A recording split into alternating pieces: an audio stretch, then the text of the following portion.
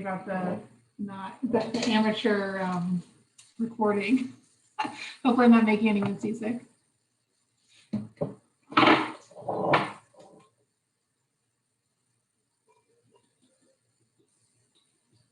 you just pour it in there. There's no magic. And the instructions say to use a half gallon. We should use the whole half gallon. I hope so, because I just dumped all of it in. You should just use as much milk as you want to make yogurt. Okay. Okay. So I like to do a gallon at a time because I know that I can eat it before it goes bad, and then I don't have to do a bunch of batches of yogurt. It's enough effort where I feel like it's worth doing in quantity. And I eat yogurt every morning for breakfast, more or less. So yeah, I just know I'll go through it. Okay, so that's step one. I have a cooking timer here. And, or not timer, I'm sorry, thermometer. And I think you can use any kind. The big thing I like about this is I have a little marker here that I can actually just set so that I don't forget what the temperature is that I want it to get it to. But we have something like this would probably work too, like a digital thermometer that you can just keep checking the temperature with. And if you don't happen to have a thermometer, it's okay.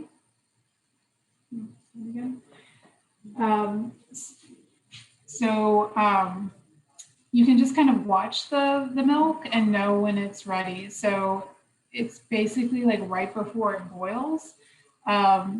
So it'll start, I'll show you when we get closer, but you can kind of start to see the steam on top, and there's like a little bit of,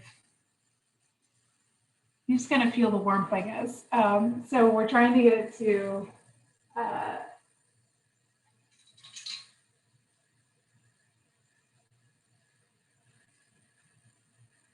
can't remember what the temperature is, to be honest. I think it's 190. Yeah, 190, that sounds right to me. And we have instructions that are written up, and this is one of those nice things about, like, you know, cooking in your grandma's kitchen. You know, there's no recipe, you just kind of know the feel, and it becomes harder to explain what's going on because you just know it by touch and feel and experience. So that's kind of one of the fun parts, but we do have a full write-up, and I don't know if there's a link to it or if we'll send it out afterwards, but there is a full write-up, and I did think about it and write it down. So definitely go by that rather than anything that I'm saying here. I did drop it in the chat, Cassie. Okay. And then with a whisk, you're going to want to whisk periodically because the big thing here is you don't want the milk to burn on the bottom. So you need to keep an eye on it. But I do like to do other things in the kitchen while I'm letting the milk get up to temperature. In a different demo, I did granola at the same time. So that's kind of my pairing, where you can kind of do both and get the kitchen clean once or dirty once and clean up at the same time. Okay, so backing up a little bit, I've been making yogurt since I was in college, which is about 15 years now. I got a dehydrator, which is one of my favorite appliances. And I got it, I'm pretty sure specifically for yogurt making, but the nice thing is it's not just a single use appliance. There's a lot of different things you can do with it. So I'm gonna hop over and show you my dehydrator here. So this is Excalibur food dehydrator, which I, again, have really loved this. I did have a piece of it go out maybe last year and had to replace it, but it was like a $10 piece. It was really easy to replace. And I use this quite a bit. So I felt like it, again, a really good piece of equipment if you're gonna invest in something. And then some of the other things that you can use it for. So there's a temperature setting for the different types of things that you can make.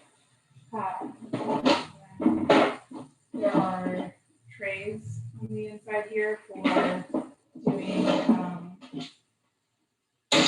fruits, vegetables, meat jerkies, anything like that. So the other thing I'll say about this is that since I've gotten it, I have experimented with some alternatives in case you don't have a dehydrator, which I think many people probably don't. But particularly in summer, you can get, really, you can actually just put it in a sunny window. So I did try this. It made it like super fermented. I think it was still good. The texture was a little bit different, but I just put it outside on the windowsill of my sunniest window, and it like definitely became yogurt. It was a little bit even more sour than usual. But what I feel like is on par with the dehydrator is getting a cooler, filling it with not boiling water, but hot water, and then putting the jars in there to incubate. And I'll talk a little bit more about like what is happening at that point, but this is just to say that like, don't give up at this point if you don't have a dehydrator, because we can get you to the finish line without having that equipment. Let's see. Cassie, can I ask a question? Yeah. So I have noticed that you make your yogurt completely zero waste. So can you talk about those glass milk bottles? Sure. So these milk bottles are, I think we have kind of two options in the St. Louis area. So these are Overwise, which is a local dairy. And then Local Harvest, which is in South City, has another dairy that I don't recall what their name is, but it's another option. And then the nice things about these is it's kind of the old school, you pay a deposit, and then when you bring it back, you get a deposit. So you just have to remember to bring them back, but they use them over and over again. They're super durable. So the only waste ends up being the lid, which, you know, all things considered is pretty small. And then you're also supporting a local dairy. Obviously you don't have to use this, but you could. As far as the types of milks, I've made yogurts with 2% and whole milk. And then I've also combined the two, and I feel like it all works about the same. I actually haven't noticed much of a difference. So I would say if you're like counting calories or something like that, you might want to go with the 2%, but otherwise I think both perform pretty well. I have a question. Yeah. So I did not read the instructions beforehand. And so we don't have an oven that goes low enough for the warmth. And if we use the cooler technique, wait, what was the problem? We have we have glass containers, but plastic lids. So we're worried about them melting. Or is it okay if it stays open, if it's in the cooler? You know what I'm saying? Show me your jars. We don't have jars. We have Tupperware or glass. Like here, I'll show you. We were also going to wait. One second, let me grab it. Well, I'll show you mine, I guess, while you're looking for them. So what I have is I love canning jars. I do a lot of canning, so it's just really nice to always have them around. I have these that we use. My daughter uses these for her like regular glasses, but then I have them for jam and storage and everything. So I think these are just fabulous things to have in general for zero waste. Again, thinking super utilitarian. And then there are these, they are plastic, but I feel like, so they don't rust like the canning lids do, and they seal pretty well. So for this application, I really do like to have these in rotation. Where did you get those lids? Because I have a lot of canning jars at home, but I have all of the canning lids that rust. Yeah, so I just got these at Schnucks. Okay.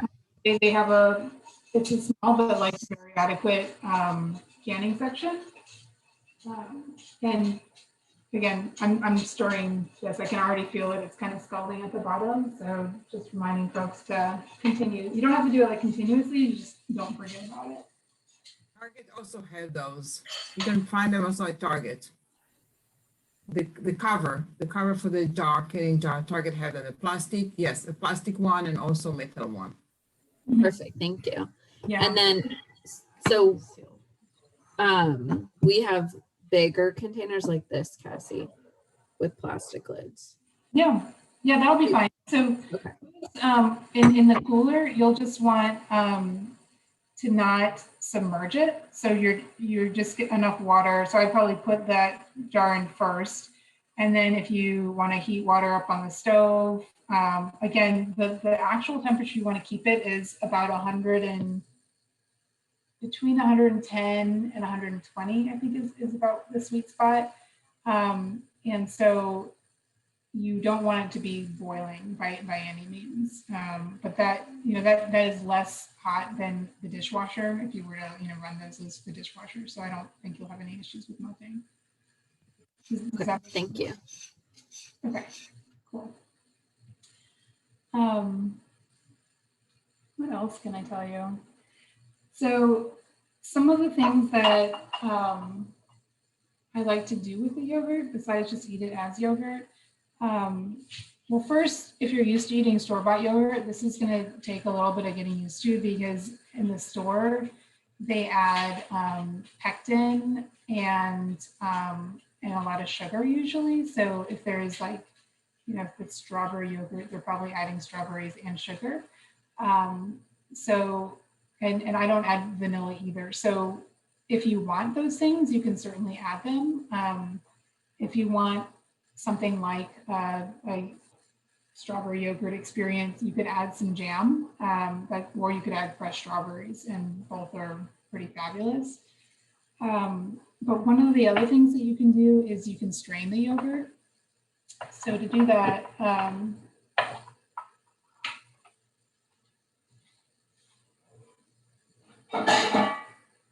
be right back.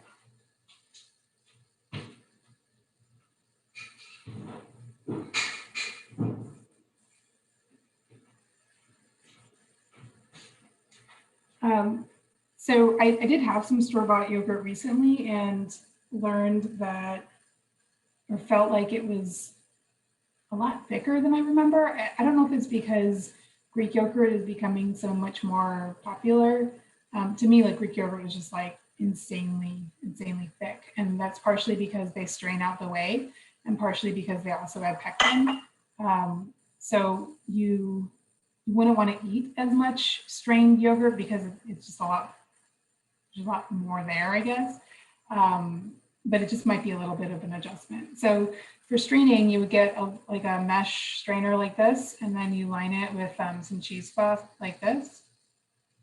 And then here's my finished yogurt.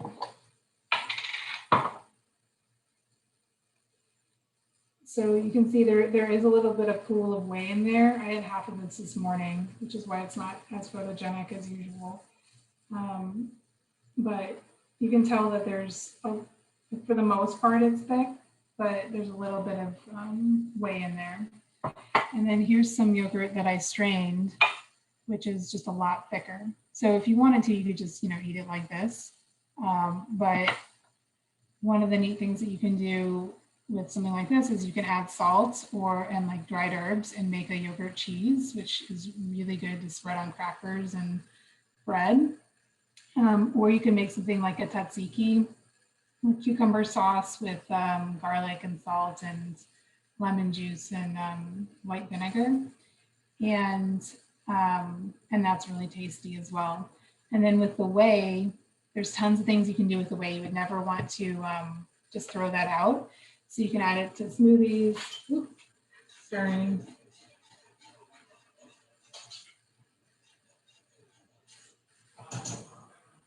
Okay, so you can add the whey to smoothies. You can cook rice in it or lentils in it. You can add it to soups.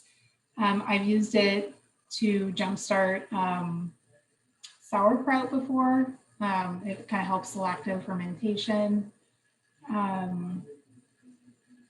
Yeah, there's lots of different uses for whey. And if you're not going to use it right away, you can freeze it in an ice cube tray and save it for later and add it to those other things at a different point in time. All right, let's check on this pot over here. So the temperature is about 160, so we're getting close. So you can see there's kind of like bubbles, like this isn't boiling by any means, but there's kind of bubbles around the rim, and the milk is a little like, softer, I guess. And I can also feel it at the bottom that there is a little bit of a layer, I guess, of the milk that's kind of cooked to the bottom. So I know I'm getting close. And what's happening here is you are basically creating a clear palette to introduce the bacteria that you want. So milk that you buy in the grocery store is pretty much always either pasteurized or ultra pasteurized, which means that they've basically done this process. They've raised it up to a certain level, and then they then they sell it, and that's supposed to protect consumers from bacteria. So what you're doing is basically doing that again, as I understand it. You're basically doing that again to clear out anything that has developed in that window of time since before it's come to you. And then you're going to take your yogurt, which has all the cultures that you want, and when they're put in the right environment, which is that like 110-degree environment, then that's what's going to multiply, not the other stuff that would be in there otherwise. It's important to drop the temperature on the milk that you're cooking because if it's too hot and you introduce the culture, then you'll kill the culture. And I have done that a couple of times. And if that happens, you can do the process again, raise the temperature, drop it, and then reintroduce it.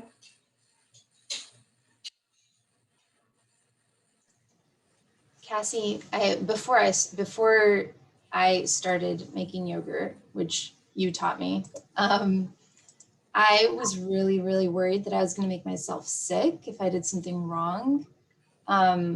What is the chance or possibility that something could go wrong in the yogurt making process? That's a good question. I don't feel qualified to answer that, except that I've never gotten sick. I think that the pasteurization process is probably a big part of that. I'm actually going to turn my heat off now because I got to that temperature. So I don't know. I feel like in other cultures they do this all the time without. I think we've kind of over regulated milk in general, but people have been making yogurt on windowsills for forever. So I don't know. At your own risk, I suppose. Well, Emily in the chat said, is it obvious if it tastes bad, don't eat it? And that's something that I've read too, is if it smells bad or tastes bad, we're just evolved to know when something is not right. Yeah, so that's a really good point. I have had yogurt go bad before, and I think I haven't had it go bad in a long time. I feel like 3 weeks is probably about where it might start to turn, but it's always been pretty obvious. So, and I have, sometimes they'll be like green on top, and I've scraped it off and be like, maybe I can still eat it. And like there have been some times where I have, but I did the kind of the careful taste test. But I think in general, it's probably better to just throw it out if there's any sort of sign of spoilage. So, but again, that won't happen for a while. And actually, like when the pandemic first started, I did an article in my first demonstration on yogurt making, mainly because this is a really good preservation technique. So in addition to yogurt being easier for your body to digest because the little bacteria have already kind of started that process for you, it extends the life of the milk tremendously. So I would go to the grocery, I would get like 2 or 3 gallons of milk and make a bunch of yogurt, and then that would be what we ate, and so we wouldn't have to go to the grocery again for another 3 weeks or 4 weeks. Yeah, I think we ate like about 4 weeks without going to the grocery. And then the other thing is, if your milk is like nearing the expiration date and you want to extend it a little bit, you could do this pasteurization technique as well. It won't fix it once it's gone bad, but you can like get it a little bit beforehand. So you need to, like, if you want to make more in the future, you need to set some aside as like your starter base. Is that right? Sorry, can you ask that again? So if you want to continue making yogurt, you need to, how much do you need to set aside to do for the next round? And it's probably in the instructions, but. It's okay. So I usually put about 2 spoonfuls. It's not scientific by any means. I'll err a little bit on the side of, more than less. But it's really just like some small spoonfuls, and then I do a gallon of yogurt. I think the key is, a gallon of milk. The key is to make sure it gets incorporated, and I'll show you how to do that. I think when I've messed up yogurt in the past, it's been because it's either too hot when I introduce it, or because I haven't like fully incorporated the starter culture. So I think we mentioned in the instructions, one easy way to start is the store-bought yogurt. And so I will do that every couple of months, or if I like, eat all of my yogurt and need a starter, it's not a big deal to just get like a little thing from the store. And as long as you look on the ingredients and it says active live cultures, you can use it. You might try a couple of different brands and feel like, see if you have some that do better or taste better to you. But a lot of the differences in the yogurt, I think, are probably, like the store-bought yogurt is probably more of what, how much sugar they're putting in, what kind of fruits and sweeteners, and how much whey they're taking out, how thick it is. And those are all adjustments that you can make as well. But I think mostly they're using pretty similar culture bases. So one thing that you can do is you can just let this set on the stove off of the heat, but it takes a little bit longer. So I'm gonna push it and fill my sink with cold water. You could do ice water to really drop it down. It doesn't matter how quickly it comes down. If it's winter, you can just sit it out on the back step. But I'm gonna do that so that we can continue on with the demo here. I'll just show you what I'm doing.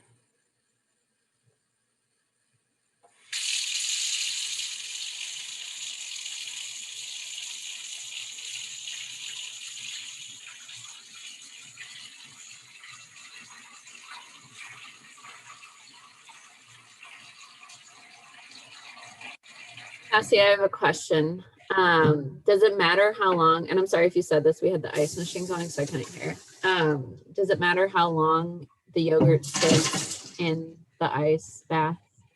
Like, can it get too cold? It does. You don't want it to get too cold. Okay.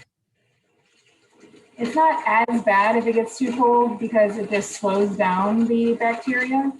But especially if you're going to use the cooler method, you'd like them to kind of start at the right temperature. Sarah's being fancy and using the temperature thing I didn't realize. And she has the instructions pulled up, so I think we're good. Cassie, there's a question in the chat from Lauren. Do you know of a good lactose-free yogurt recipe? Not sure if I can just replace the whole milk with almond milk or lactose-free milk. Which does make me think, do you know if this can be done with other alternative milks? I don't think so. I think that would be interesting to look into, but my understanding is that like the culture is feeding on the lactose. And that's like kind of all I know about that. I don't know if they're doing it kind of like with oat milk, they call it milk, but it's not really milk. So, you know, there might be some other kinds of substitutions that are happening, but I am really unfamiliar with alternative milk yogurts. I have seen that some companies sell like starters, like in little packets that you can use with alternative milks. I don't know what's in there, but I did read that it's harder to continue that starter culture if you want to keep using it continuously. I think you have to keep buying those packets.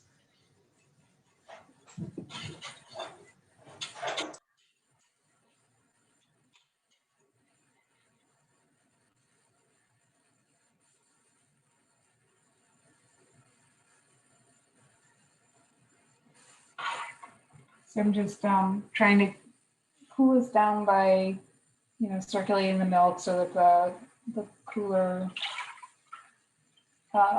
milk on the edges will, you know, disperse and cool it off faster overall.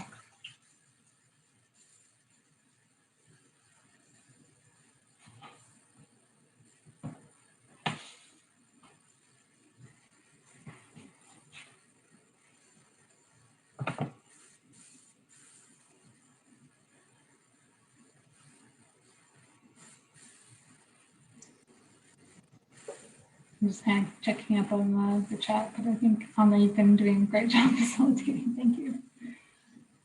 If I missed anything, anyone feel free to just, you know, unmute yourself and ask questions. One thing I thought of, Cassie, you mentioned that the yogurt can be flavored after it's made. If people want to continue using the same yogurt line to make more and more yogurt, how should they go about that? Yeah, so I think that's kind of the nice thing about doing it in, so this is about 2 servings for me. So I can, you know, I'll end up with probably like 8 of these. And so I can just make sure that I stop myself, I guess, before I finish the last one, but I can just, I usually flavor it as I go. So I would like put some of this in the bowl and then add some jam or some fruit on top and then stir it. It's not something that I would typically do, say at the end of this process, but I suppose you could, you know, you could certainly adjust it, and it would just be a matter of setting aside a couple tablespoons of yogurt for your next batch. So feel free, if you have other questions about yogurt, to put in the chat or hop offline or hop off mute. I wanted to show just a couple of other things that I have here. I feel like I've perfected the zero waste breakfast, but have a lot of area to go and or a lot of progress to be made in other areas. So, and it's one of the reasons why I like always do the same thing, is because I know I can, I can do that. So here is my granola stash. So I make a lot of granola at once. This is about a month's worth. But I feel like with granola packaging, it's expensive. Like the actual granola is pretty expensive. And it seems like really small portions. Like I guess I eat a lot of granola and it just feels like I would be done in like 3 or 4. So this is a good way for me to decrease a lot of packaging. I kind of mix things up a little bit, but I have some combination of nuts, oats, obviously, honey. So until like about 2 years ago, I was a beekeeper as well, but now thankfully my in-laws are harvesting honey for beekeepers. So I have these honey jars that can be used again and again for either granola or for tea or for adding to yogurt. And then you can do things here like if you wanted to buy it in bulk, so you could get like a 20-pound bag of oats or something like that, and have less packaging that way. Then I've got my tea here, so I'm able to get tea from the London tea room. I don't know what their current status is because of COVID. They said that they were not taking, you weren't able to bring your own containers in, but at least for a time, I guess you can't see that, but there's loose tea leaves in there. And then fruit, if this is fruit actually from my plum tree, which is really exciting. So you can, if you can grow your own fruit, that's the way to do it. But also from the farmer's market or even from the grocery, if you bring your own bags, a good way to add it to the yogurt for zero waste dining.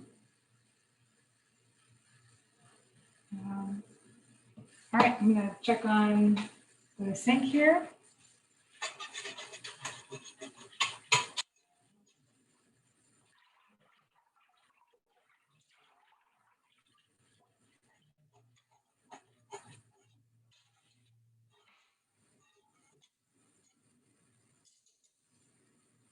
I'll say one thing that you don't want to do is like stick this in the fridge to cool it down, because that can really mess with your refrigerator to bring a bunch of heat into the refrigerator.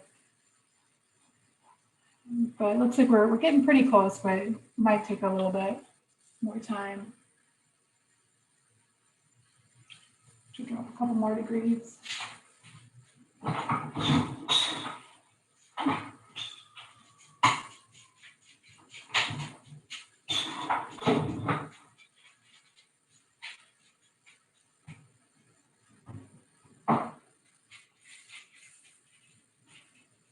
See. Any other questions about equipment? Or I guess we can get out our jars. So like I said, I was extolling the virtue of these jars, but it's really easy to just save glass jars too from other things that you eat, and you can really repurpose any glass jar. For a while I was using salsa jars that were, like, I really like having the wide mouth, so I had kind of a preference for size, and they fit in the dehydrator really well. But the lids rusted over time, so I ended up just switching to these.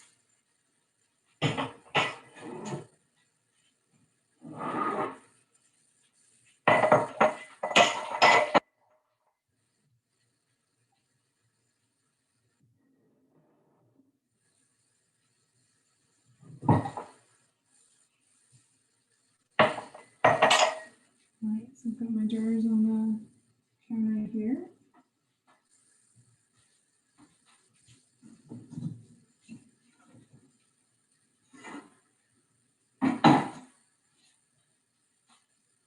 And I've learned from lots of spills that having a bowl with a spout is ideal.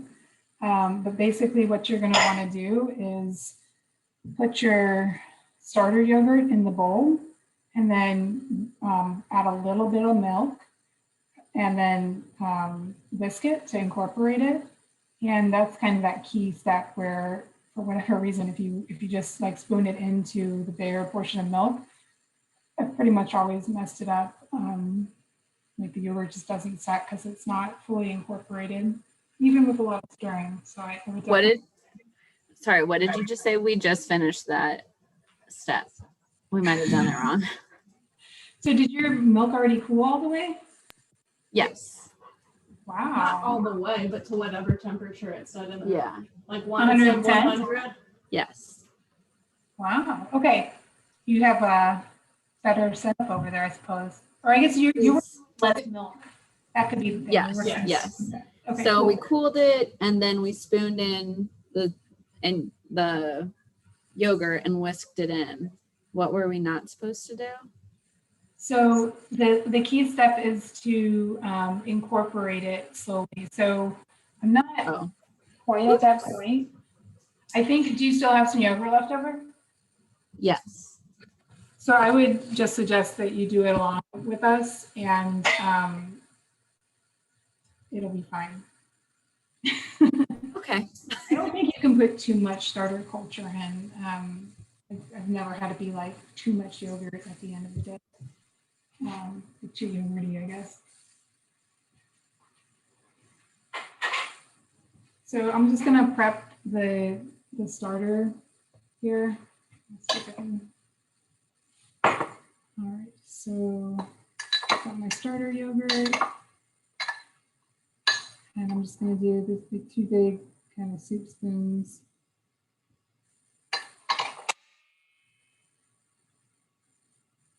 Maybe I'll do 3.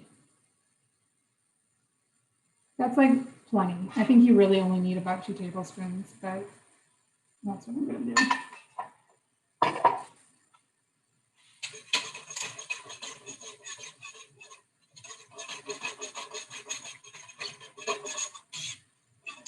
This is still just a little bit too warm, and I'm really going to just resist the temptation to push it and do it early.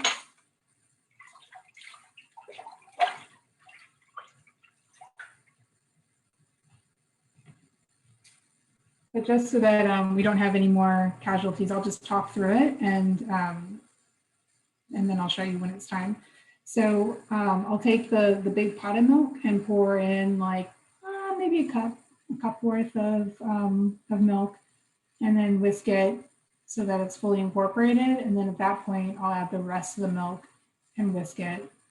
And then after that, I'll pour it into these jars, put the lid on it, and stick them in the dehydrator.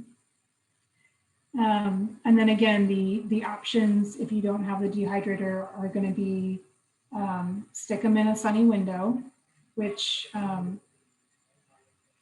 if you're able to do it outside in the summer, I feel like that would probably be the most sure way to do it. So again, you want it to be at that warmer temperature. It might just take a little bit longer if the temperature isn't high enough to really stimulate the bacteria. But yeah, I would say sunny outside spot. The cooler is going to be my recommended option. So like I have a plastic cooler. I filled up my hot pot with like on the kind of the lowest setting with water, and then I added that, and then I added some additional water. So it was probably like warm to the touch. I'd say, hot to the touch, but not boiling by any means. Maybe a little bit hotter than the 110 because you want it to kind of keep that baseline, but I wouldn't go more than probably like 130 on that temperature in the cooler. But really, if the yogurt is the right temperature, or milk is the right temperature going into the cooler, the water will just kind of help it maintain that temperature longer.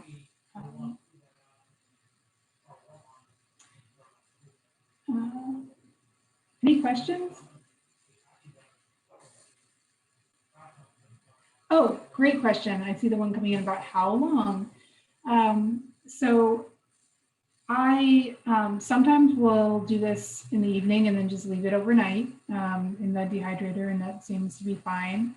I think 6 hours is about what it actually takes, but it's not gonna, again, it's not gonna like hurt the yogurt to stay longer. And you can certainly check on it after 4 hours and see, you would, kind of look, and you can see if you kind of tilt it, there might be like solid yogurt on the inside and like some whey towards the outside. So that would be a sign that it's ready. But if it still like looks like milk where everything's kind of evenly incorporated, then you're going to want to leave it longer.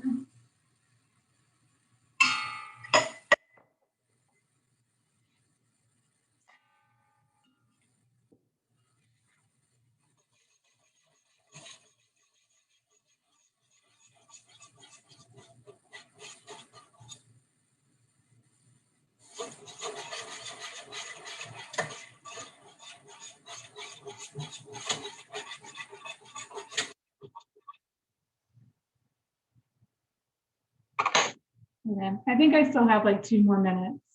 Let's see. The canning question. So thanks for your interest, Cynthia. I think that we could possibly do a canning demo. I would say canning is a lot more involved than this. And I would have to get a little bit more thought to like how to maybe stage it so that it's like the right point in the demo, and it can be done in an hour. But I think that would be a fun thing to do in the future. Pickling is pretty easy, so that could potentially be an option.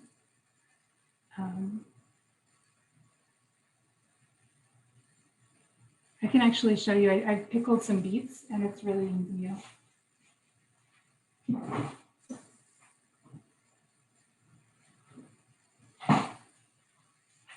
So here's some pickled beets. I found that with a lot of pickling, if you hot water bath can it, so that's like basically cooking it when it's in here to get to seal, it can kind of mess with the texture a little bit. So we've done like cucumber pickles, and those have just been kind of mushy if we do that step, that hot water bath. The beets are probably fine, but I think that we just like it better. So we give up a little refrigerator real estate and just leave these in the fridge without doing the hot water bath. So I've got like 4 of these jars in the fridge. But basically for that, you just roast the beets, peel them, and then you do the liquid, which is vinegar, water. I can't remember if we put sugar in this one or not, and then some spices, and then you cut the beets, put them in a jar, and then add the liquid, and then stick it in the fridge. So some things are quite easy. The others aren't necessarily difficult, but for example, canning tomato sauce, you have to make the sauce and then can it. And jam, make a lot of jam, and that could probably be done in like an hour session. That was fun.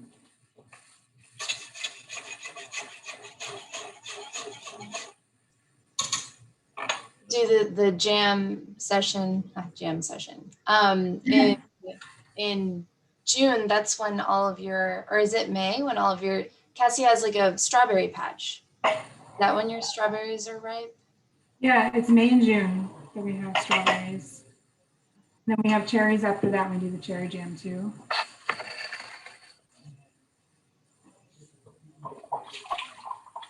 And blackberries.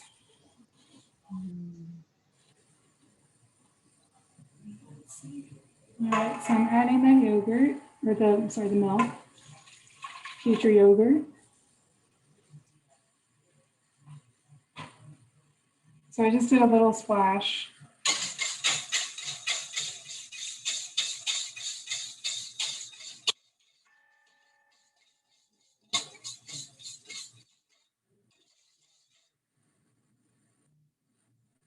And then I'm gonna add the rest of the milk.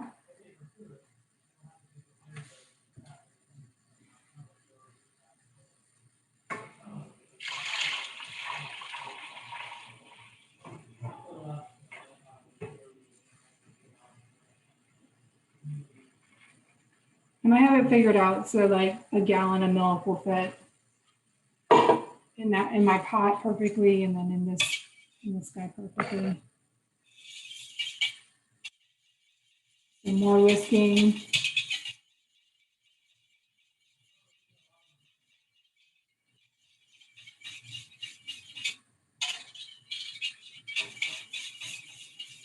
And at this point, I'd say like pretty much straightforward from here. I don't think I'm going to be able to video the steps, but I'm going to pour it into the jars now very carefully. I pretty much always spill a little bit.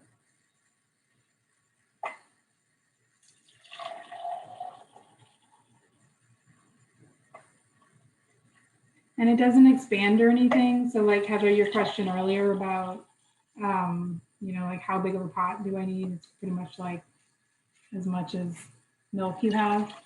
And same with the jars.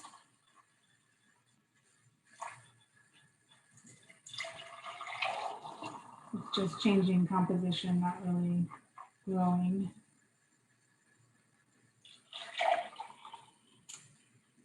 Just spill.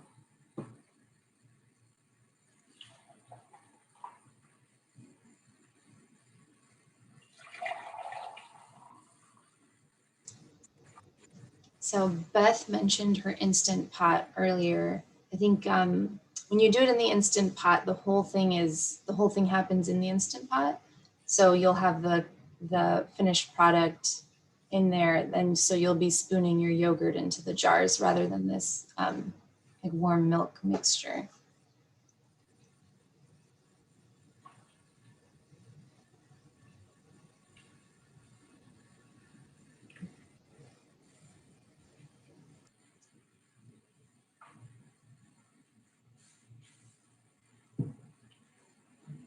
Okay, so there are my milk-filled jars.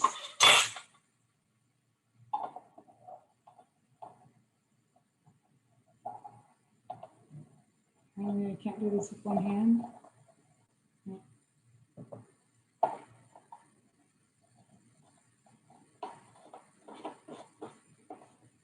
All right, got the blend. Goes in there.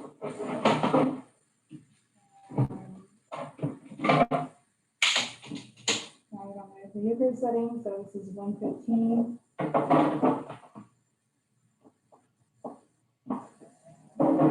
Plug it in, and that one is ready to go. That's it. So at the end of the day, again, like I could have made some granola or cleaned the kitchen in the time that I was, doing the yogurt. So the bottom line on this project, I think, is that it's pretty easy to do if you kind of figure out your system, and if you enjoy yogurt, it's something that you can have on a daily basis.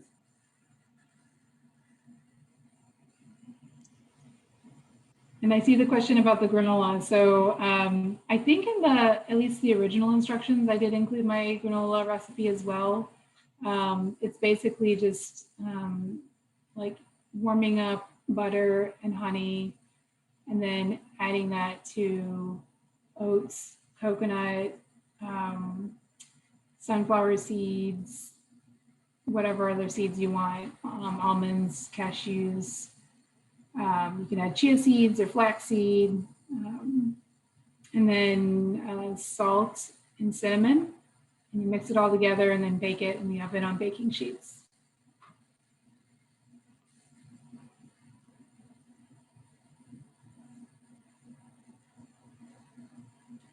All right, so if there are no other questions, I'm curious, like, who is going to go do this? Who's going to give it a shot? Give me a thumbs up.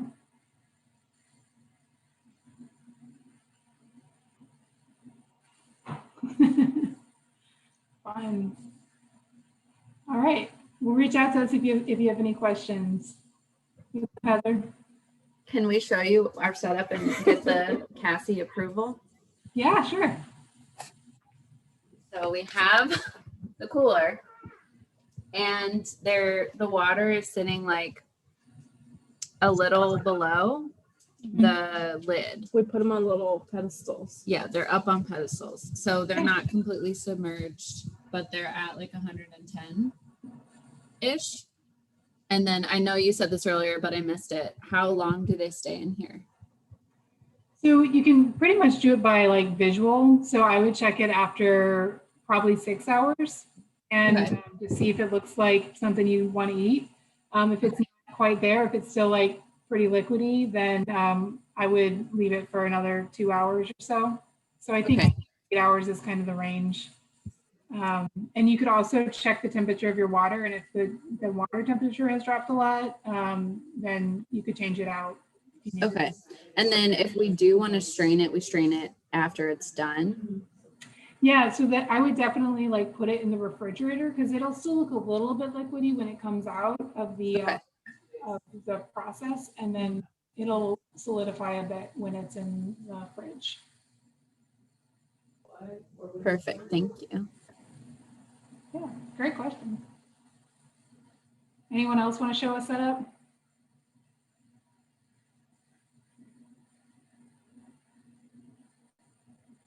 All right.